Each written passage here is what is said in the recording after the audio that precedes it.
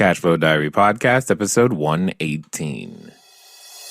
Welcome to yet another exciting episode of the Cashflow Diary Podcast, the podcast that teaches you insider tips, tactics, and strategies for creating leverage streams of cash flow into your life. Learn from top-performing entrepreneurs, business owners, investors, and thought leaders from across the globe as they share their secrets to success.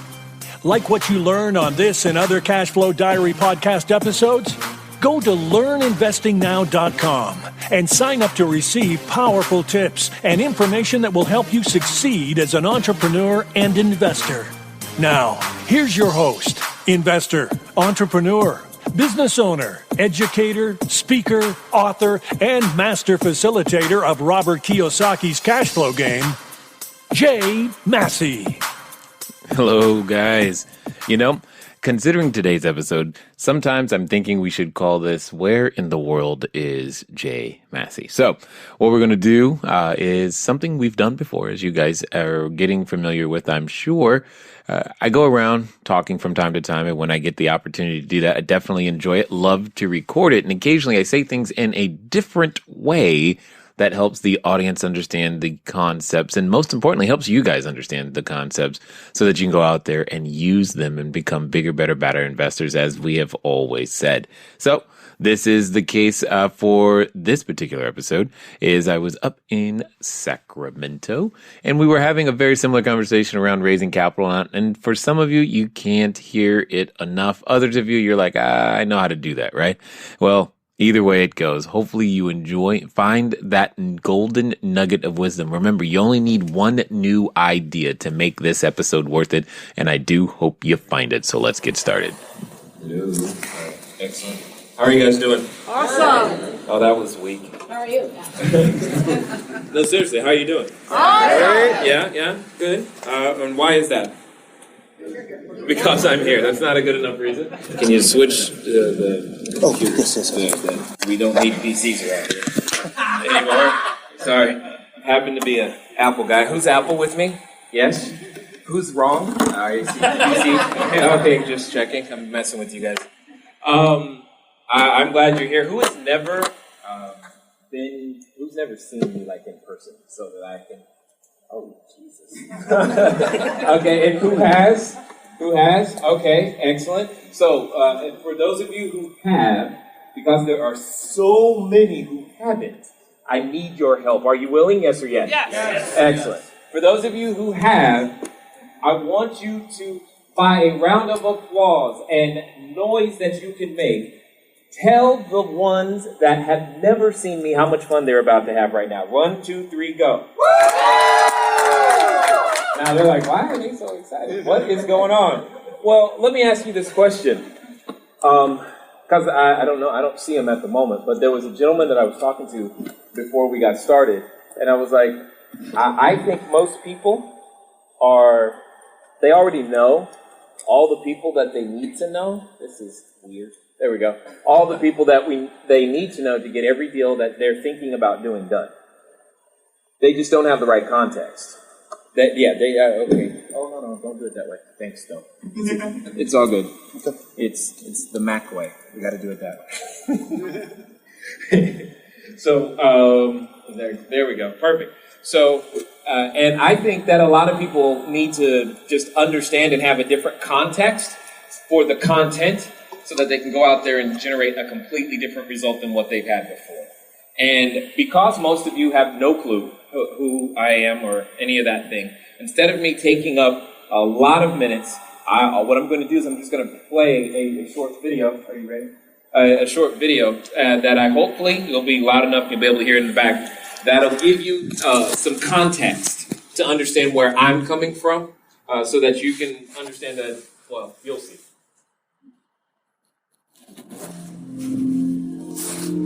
How I got into real estate, it's rather an interesting story. It's not typical. It wasn't because I woke up one day and said, hey, I can't wait to be a real estate investor. For me and my wife, it was kind of different. A few short years ago, I was a financial planner doing financial planning stuff, and I enjoyed that. I love helping people. That's what I learned from being a financial planner. I also learned that I could take something that is perceived to be complicated and make it simple. Well, that was good. Some of the challenges, though, was that my wife, when she's pregnant, she has a condition known as hyperemesis. And if you've never heard of that, I don't blame you, because I hadn't heard of it until it happened. We were in a situation that we were unfamiliar territory, all of a sudden, immediately. It simply means she couldn't eat or drink while pregnant. She almost died a few times, and I was freaking out. And one day, because I was freaking out, I went to try to blow off steam, and I went to play volleyball. While playing volleyball, well, I jumped high, and I landed on a guy's head and punctured my lung. And that made it worse. I have asthma, and I developed pleurisy. Together with the drug interaction, I was unable to walk and talk simultaneously without fainting. So all of this was going on, and a friend came to me and said, "You should become a real estate investor." I'm like, really? That did not make sense. But I listened, I went, and I'm glad I did. Even the way we started, we had a credit score of 398, couldn't put $75 together, but I didn't let what we didn't have stop us. It was one of the first times I've ever made a decision like that. Since then, getting started in real estate, we've been able to do hundreds of transactions in many different states and been able to help lots of people, lots of families provide clean, safe, affordable housing. We provide jobs, and we've got commercial property and international interests now, and it's just amazing what's possible when you begin to believe. And that's kind of, I think, what I want to say, is that maybe now it's time for you to begin to believe, because you never know what you're going to be doing. You don't know that you could meet the very person that is your role model. You don't know whom you're going to be able to impact. But here's what I do know. Your story's not over. Take it one day at a time. Because you don't know who you can become until you're forced into a situation to try. I just wanted to feed my family. That's all my goal. I just want to eat. I want to make sure my kids eat. I want to make sure that we have, occasionally get to go have some fun, get to go do some things. I don't think that's asking for too much. But now it's turned into more. I've been able to help lots of people, either one-on-one or our group sessions. I've been able to help people get their first properties. I've been able to help people get their first single-family houses, multifamily houses, and many have even invested with us in various different capacities. A few years ago, I promise you, I would have never had that thought, that this would be what I was doing. But it is. I guess it's worth beginning to believe.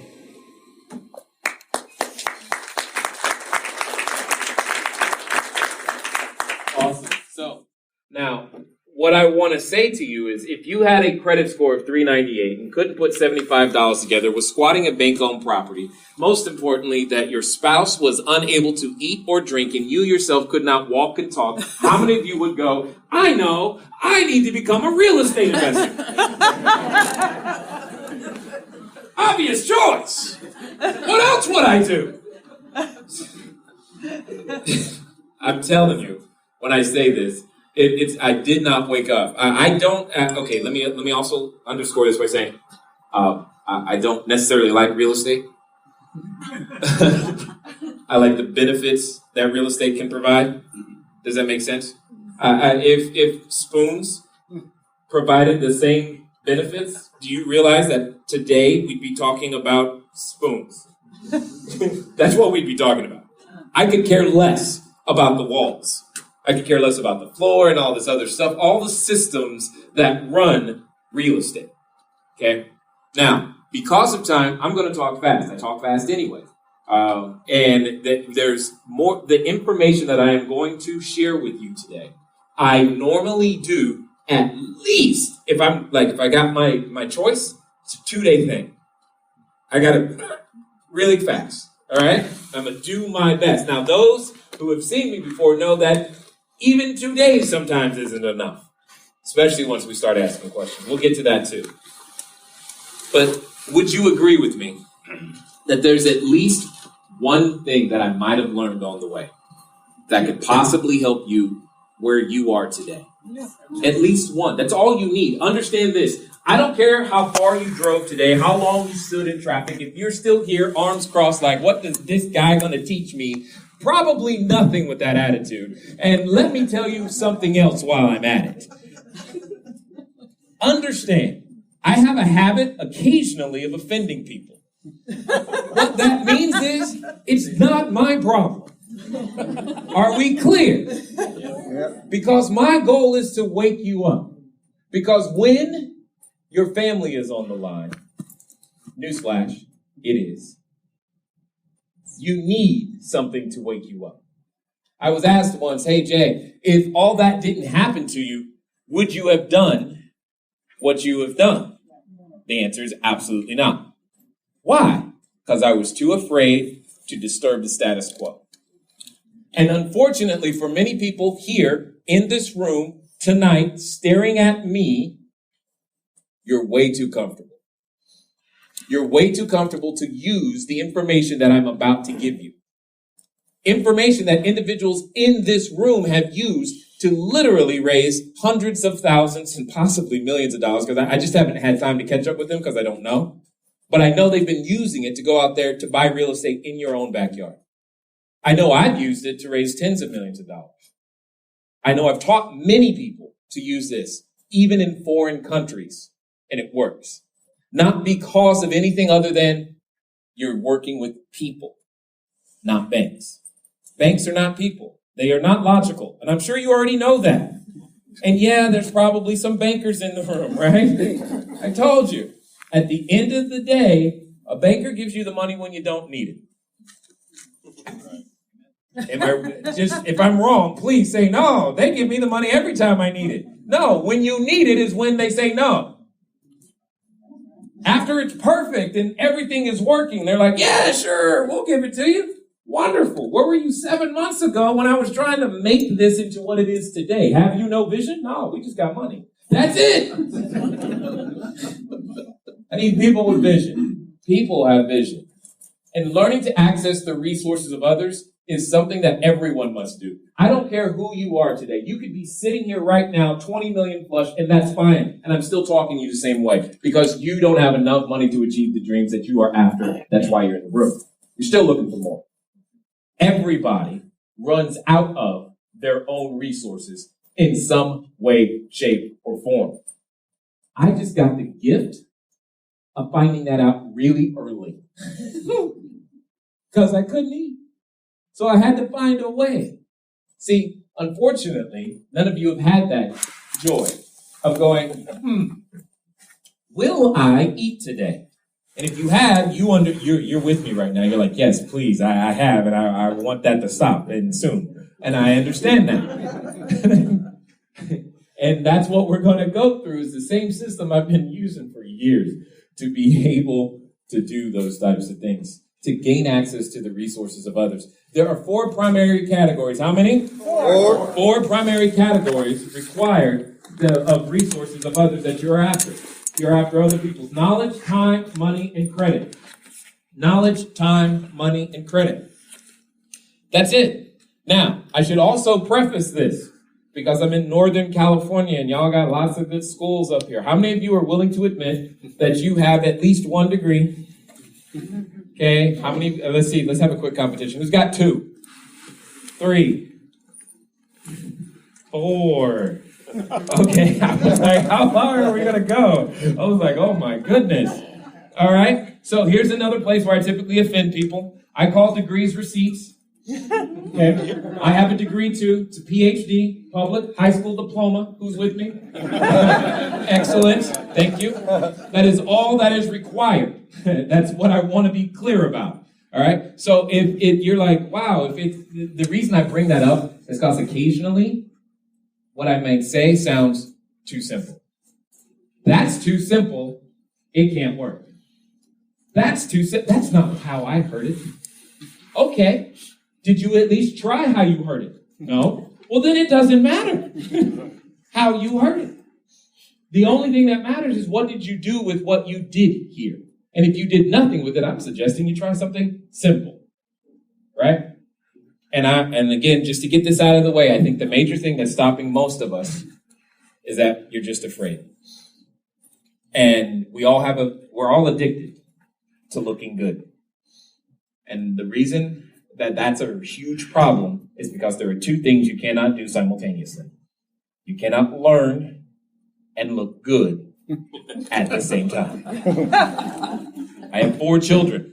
The youngest of which is 3. As he walks around and runs around the house, there are many, many times where he does not look good because he is walking and he is 3. But let me ask you this. When he falls, because it happens a lot, does he stay on the ground and say, you know what? I just can't do this walking thing, so I'm not going to do it. This walking thing doesn't work. I see all these other people walking, but you know what? It just doesn't work. I quit. Does he say, you know what? I know what I need. I need another 3-day seminar over a weekend, because if I go to that seminar, they're really going to teach me how to walk this time. Is that does he say that? No. Why not? Because you don't learn to walk overnight. You don't learn the skill set of walking overnight. You're not going to learn everything that I'm going to give to you today overnight. However, there are many things that you'll be able to take to begin to implement tonight so that you have the ability to see a different tomorrow. Does that make sense? Yep. However, if you choose not to use them, whose fault is that? Ours. Not mine. Because there are many people in the room. There is much seed being sown and scattered. Some of you are in the perfect position to take it, run with it, and make it yours. Lamont is one such person. Lamont, stand up. I've known Lamont 3 years.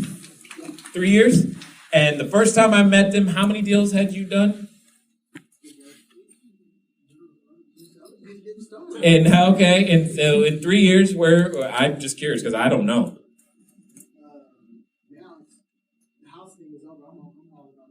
He's like, houses are boring now. I'm ready for apartment buildings. Oh, yeah. Yeah, exactly. And what did you just put under contract? Exactly. Thank you. Candace is another such person. Candace, stand up.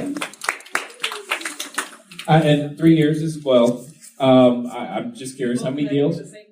What's that? Yeah, they were in the same room, in fact.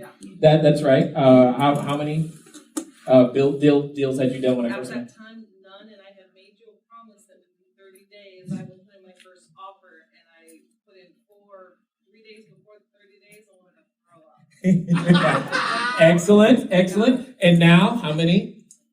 Oh, God. I mean, hundreds. It's like, why bother counting? Yeah. Why bother counting? It's part of who you are.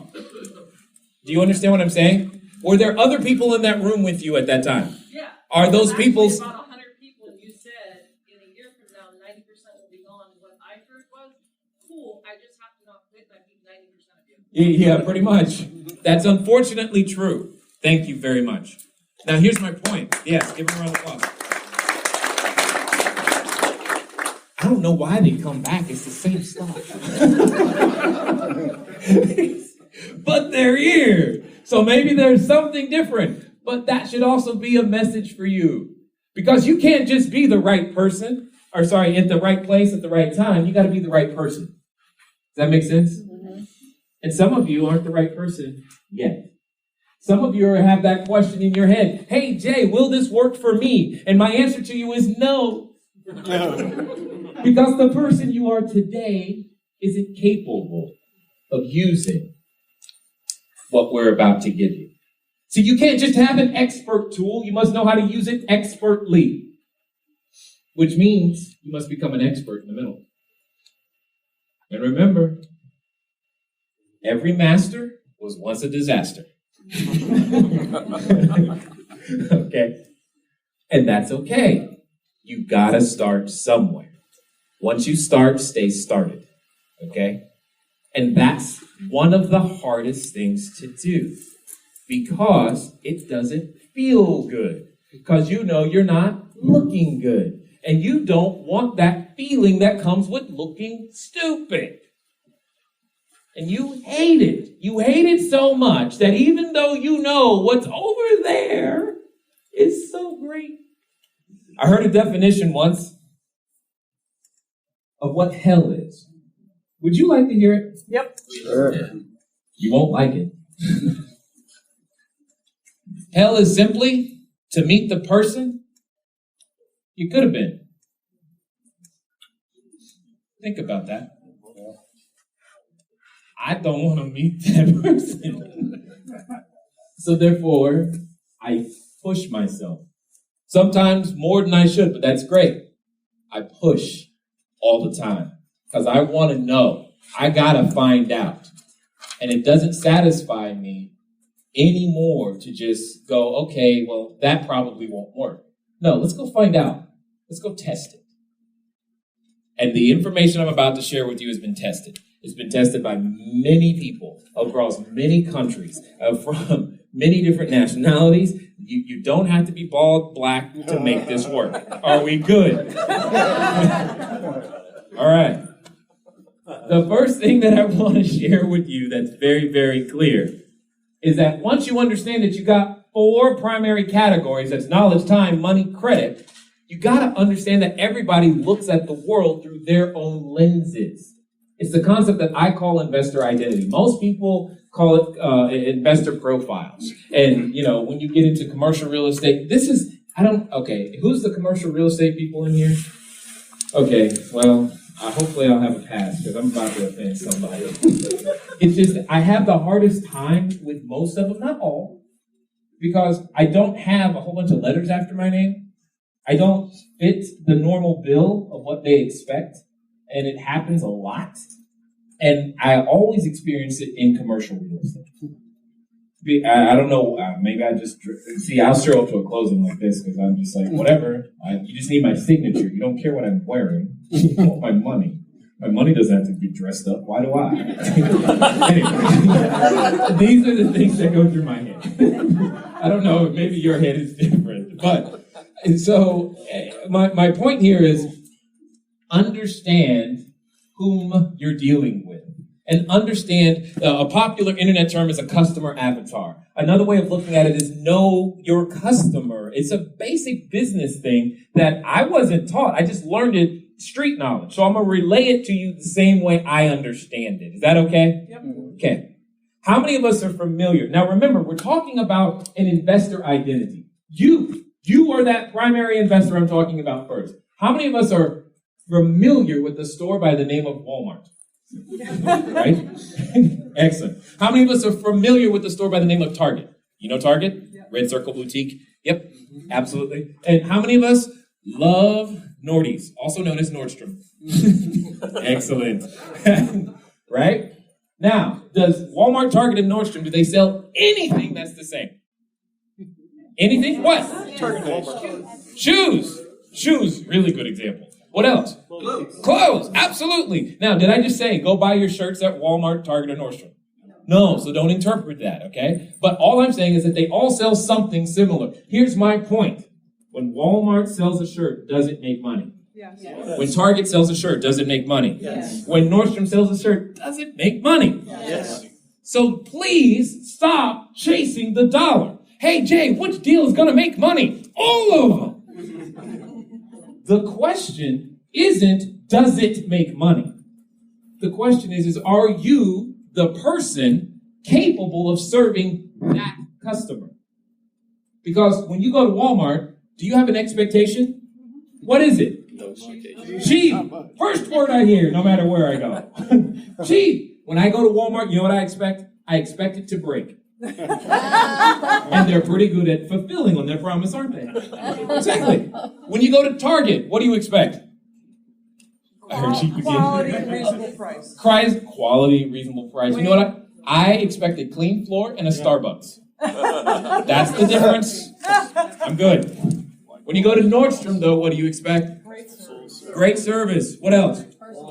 Personal. Everything. Just call it everything, because that's what you're like, dude, you know what I'm paying for these shoes? Everything better be up in this bag, right?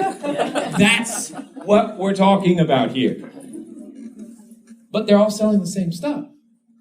And you've got to decide which customer do you want to serve? Which one are you most uniquely skilled to serve? And I suggest to you that it has to do with how you grew up and who you are most comfortable talking to. Okay, so you probably weren't expecting me to be me right now. And I had to stop because I wanted to ask a simple question. How many times have you heard that concept now? I mean, I don't know. Maybe this is your first time listening, and great, thank you, glad you're here. But What I would love to hear is how you've been able to use that particular concept, or what new frameworks, what new deals, what new epiphanies are you able to have by just understanding, by approaching your real estate business, from whom you're going to serve first, and understanding your customer demographic, and i.e. avatar these days, before you start buying the properties and looking at marketplaces and all these types of things. I'd love to know what it is that you have been able to do with that information. Send us an email, info@cashflowdiary.com, and I'm not going to keep you from the rest of it. Here we go. Be a person who sells stuff. Because people treat people nicely. But people don't like sales. How many of you love salespeople? Like, I can't wait till the next salesperson calls me. Right? Now, I bet you like studying them, don't you? That's why you raised your hand. Because that's part of what I do. I study salespeople. I study them. I will put myself in a sales situation. I will go to, anyone here sell cars? Yeah, excellent. I will go to a car lot on purpose to learn. What questions are they asking? That's the most important thing you should be paying attention to in a sales conversation, is what questions they're asking. Not what they're saying, not that they use a sharp angle close. What did they do? Was that a tie down? Is that an inverted tie down? Is that a reverse, negative reverse? What was that? No. Questions are the answers. And you'll see that as we talk through this.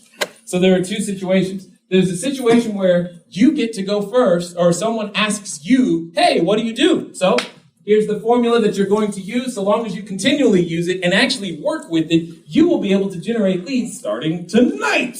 Because I hear that normally after this, you guys like keep talking and never want to go home. Cool. So here you go. And now here's the fun part. All of you are going to be knowing what each other is doing, which is great. It's just going to make it that conversations that much more easier. Because how many of you are willing to admit that you are naturally an introverted person, and like coming to places where you don't know people is like, too much? Guess what?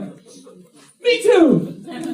You're like, Get introverted and staying that way means broke. Therefore, I learned to change because I wanted to eat. That meant I had to come and deal with people. That's you, by the way. Now, I've learned to make it fun for me, right? I've learned how to be me and still do it, and that's the most important part. So here's the formula. It's I. Candace? She's like, no, don't do that. Action verb. She's like, don't do it. Don't you know my blood pressure? If we had her hooked up like to an EKG right then, she was like, you've seen something. I know. It's I. Action verb. Target market. And I. Action verb. Target market. Benefit.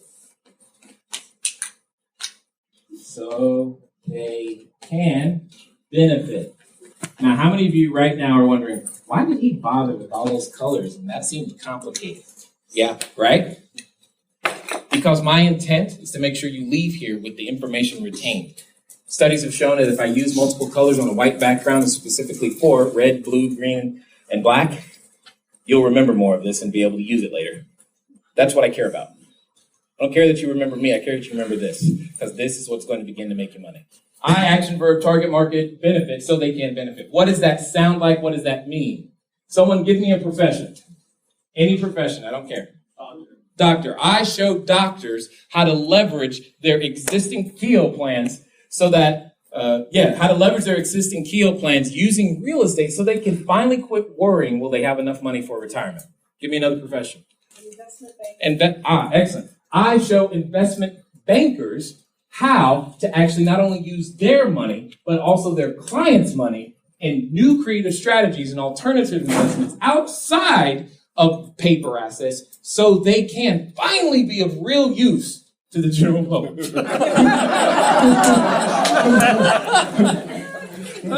Yes. College professor. Excellent. I show college professors how to that. Oh, God. Are you a college professor? Okay, good. I show college professors the benefit of real knowledge applied so that they can finally help their students achieve something worthwhile. Good for you. Now, all I did is, do you understand? That's all. I can do this with even businesses I know nothing about. It doesn't matter. I had one lady say, I'm a clothing designer. I'm like, oh, this is going to be hard. But let's figure it out. And we did. And at the end of the day, you need a quick way. How long should that take you? Seconds. Elevator. Seconds. You can use it all the time. When someone asks you, what do you do? How many of you have been freezing going, and then you respond and talk for like ever? You want to be able to tell people as quickly as you possibly can what it is that you do. And now you're thinking, well, Jay, what if I just met them and I don't know? Okay, here's how you handle that. When someone comes up to you like later tonight, hey, what do you do? And you're like, what did Jay say? Where's my notes? Right? And you don't know anything about them. You don't know. What do they do? You're like, that's an interesting question. Why do you ask? That's a very simple sales technique called a softening statement with a reverse. It's very simple. I just put the two together. The softening statement is, that's an interesting question. Why do you ask? Because you don't have enough information to be able to tell them yet. You don't know who they are. You don't know what benefit that you provide that might be of interest. And here's how you end this. After you go through this, you're going to say, hey, do you know anyone who might be interested? I'm using these words strategically and on purpose. Anyone who might be interested in a product or service like that. Because if they are interested, they will raise their hand. If they are not interested but know someone, they will let you know, and you'll get a referral. Always. I've now created a possibility of 2 yes situations and then 1 no situation, as opposed to a yes or a no. And at the end of the day, I don't care what I get. I just need to know. And even if they say no, I got more after that to make sure I get something from that conversation. Because as an introvert, the fact that I opened my mouth was hard. I was going to get something for opening my mouth, and I was going to work until I got something, because I could not bear the thought of walking away from this conversation and having to start another one. So I had to figure this out, and this is the beginning. When you get to go first, when you get to ask them first, I'm going to give you the same question that I've always used. Please don't change the words at all. None of them. Use it exactly as I'm going to say it. It's simply, have you ever considered getting involved in real estate investing? That's it. I didn't say, have you ever considered doing a real estate investment? Have you ever considered real estate? I didn't say, have you ever thought about? No, I'm telling you, words create pictures. Period. For example, I say the word school. Some of you right now are thinking about that hot teacher. Others of you are thinking about that boy, the one that threw the rock at your head. Others of you are going, they didn't play with me on the playground. And I'm thinking about my kids going to school. Words create pictures. When you use the wrong words, you create the wrong pictures. And one of the challenges that we have as communicators, because that's what you are doing, is communicating. You got to communicate your idea. What you are doing is communicating your idea. If you fail at communicating and creating the proper picture, it's your fault. This is why we pay novelists who write fiction a ton of money. It's because they create the same picture in millions of people's minds. They get paid a lot for that. Being able to know how to create a picture with words. And you do too. They just come out of here as opposed to being written. Have you ever considered getting involved in real estate investing? Those phrases there. What is the likelihood at some point that somebody considered it ever? It's pretty high. But is it possible that someone hasn't? Yes. Do you care what the answer is? No. Because you're going to respond with the same 2 most powerful words in the English language, in my opinion. And those 2 words are simply, really? Why? I don't care what they say at this point. Men in the room, this is the only time you are allowed to not listen. After you ask really why, all you're doing is listening. Ladies, don't you wish he was here tonight? My point is, really why? You're like, how can the same 2 words be used to communicate in so many different situations? So I'm going to ask you to participate with me by closing your eyes. What I'm going to do is I'm going to say the same 2 words to you 7 different times. And you tell me if they don't create a different picture in your mind. Here we go. Really? Why? Really? Why? Really? Why? Really? Why? Really? Why? Really? Why? Really? Why? Open your eyes. Any two the same? Different emotions each time? Same two words. My point is that when you are listening properly to what the other person says, those same two words with the correct inflections will communicate that you are listening and that you care, which is the number one fallacy of most salespeople is they don't care because they're looking at you with a $sign stamped on your head. Remember, be a person who sells stuff, not a salesperson. So when you begin to communicate, who cares? Friends. People. People care. Friends help. I'll talk to you. And that's what you've got to do. Lower the walls. The better you get at lowering the walls, the more this will work for you. Now, I'm going to give you another visual graphic example just to make my point. And it's unfortunate that she's all the way in the back of the room, but that's okay, Megan. If you could begin to make your way towards the front of the room, you are uniquely qualified for this example. And yes, I'm serious, and yes, now. Thank you. Everyone give Megan a round of applause because she doesn't know what's about to happen. Here's my point. My point is there are walls that we have, we don't even realize, and we step into this real estate communication world, and we're trying, my left over here, please. And we're trying to communicate to people, and we don't even understand the effect we're having on people. Now, how many of you have noticed in the few seconds that she's been up here that I'm a little taller? You saw that? Yeah. Is that clear? Yep. Is that obvious? Okay, and that's why she's uniquely qualified for this particular example. It's because whether you realize it or not, men, this is huge for you. We men, we tend to talk to people straight on and look. What did she do? Backed up. She backed up. You know why? She's got I'm huge in relation, and it's intimidating. She's like, but all you're doing is talking to her, and you're not thinking about it. And heaven forbid, should you get excited and start moving your hands? She's like, It's happened to me so many times. Yes, she's not hearing you. She's like, oh my God, please. She can't hear you. She just can't hear you. She may be interested, but she can't hear you because her walls are up. She's thinking about something completely different. Her eyes are glued on you just to make you know how like a prey watches predators come after it? That's what's really happening here. And just understanding, watch this. By talking to her this way, it's more comfortable for her. And that's what I've got to be conscious of. I have to be conscious that I'm taller, that the news media tends to portray tall, bald, black guys a certain way. I have to be wary of that. So you don't see me in a hoodie, do you? All I'm saying is I've got to use everything I have to my advantage. And if I know this and I see, I got to recognize that and go, okay, well, I'm going to just sit back and be this way and talk to her. Notice the difference in the tone of my voice. Did you hear that? That's also, all of this is to get her to treat me as a person, to not be afraid, to not have walls up, because walls mean no sale.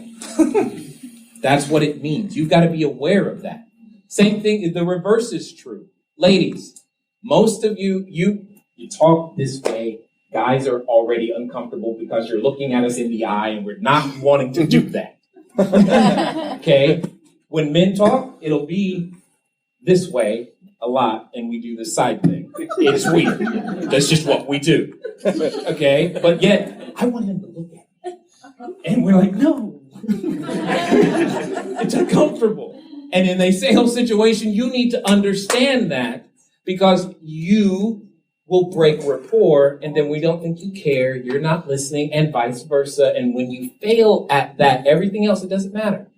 But you got to understand these little nuances all the way through so that you never get perceived as a salesperson. But you're a person who sells stuff. Okay? Those things are important. Give her a round of applause. Thank you for being a great teacher.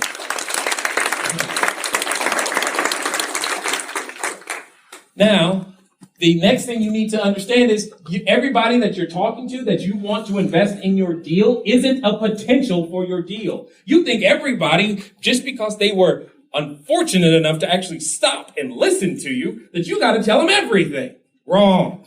This is the order in which you take down a deal, and it happens every time, especially when you have meetings like this.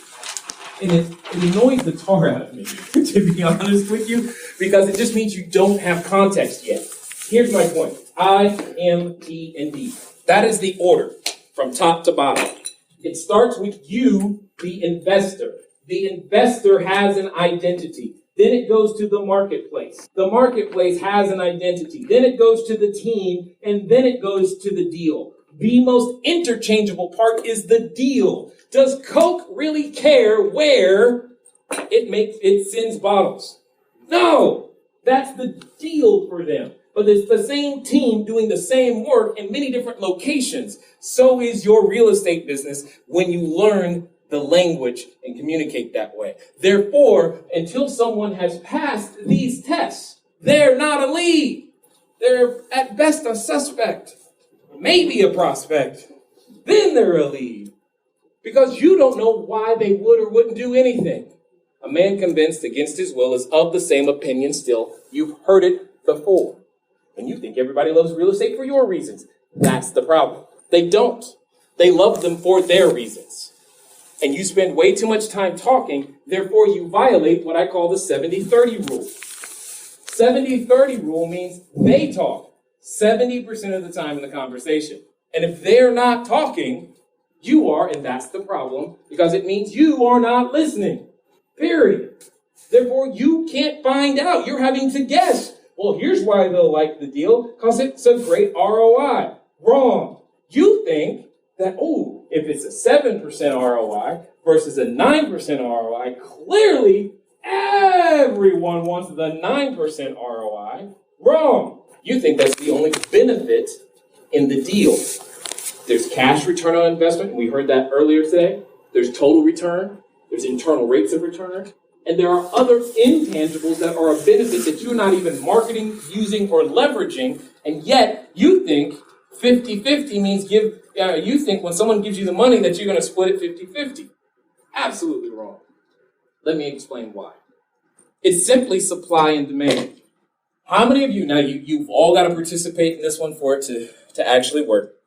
And I'm going to ask you to do something that is socially uncomfortable, especially in the U.S. We're going to talk about money, specifically yours. So here's what I need. I need you to raise your hand if you yourself have or know someone who has access to at least $1 US. Okay, good. No, hold on. Keep your hand up. Look around. No more saying there's no money. Okay, keep your hand up. Now, keep your hand up if you are the person who knows how to use money in such a way to buy a single family house. And you've done it in the last year. Excellent. Look around. Less hands, huh? Keep your hand up if you've also done it with multifamily buildings. Keep your hand up if you've done it with at least 100 units. Keep your hand up if you've done it with at least 200 units. What are we beginning to notice? There isn't. Experience. There is a supply and demand imbalance. There is way more money than there is experience. Period. Money chases those who have the experience.